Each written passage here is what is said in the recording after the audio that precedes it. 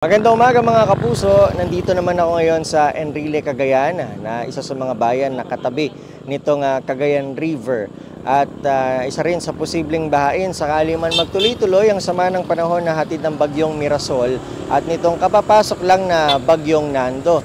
At ngayon nakatayo tayo ngayon sa may Palataw Bridge na nasa ilalim nito ay yung ilog dito sa Enrile, Cagayan na karugtong din itong Cagayan River na kanila raw nagiging basehan para malaman kung sila ay lilikas na.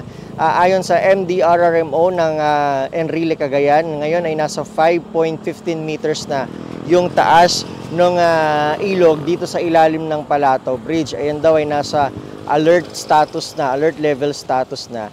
Kaya kailangan ay magsabi na sila sa mga barabarangay dito sa Enrile na posibleng bahain na sila sakali mang magtuloy-tuloy yung sama ng panahon. Ang normal water level kasi rito ng ilog ay dapat nasa 2 meters lang.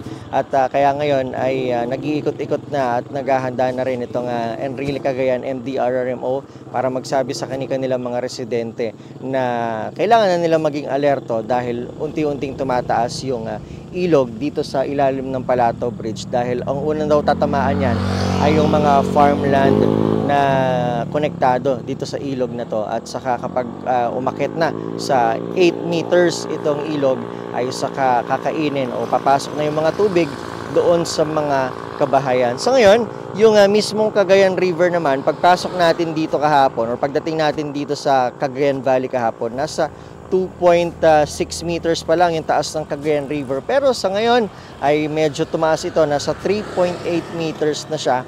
Isa rin sa mga binabantayan ng mga residente kaugnay sa pagtaas ng ilog ay yung lagay ng kanilang mga pananim na mais. Marami kasing pananim na mais na nasa gilid lang ng ilog. Kaya kapag tumaas itong tubig ay siguradong hindi na nila mapapakinabangan itong kanilang mga pananim. Yan muna ang latest mula rito sa Enrile, Cagayan. Ako si Nico Wahe para sa GMA Integrated News.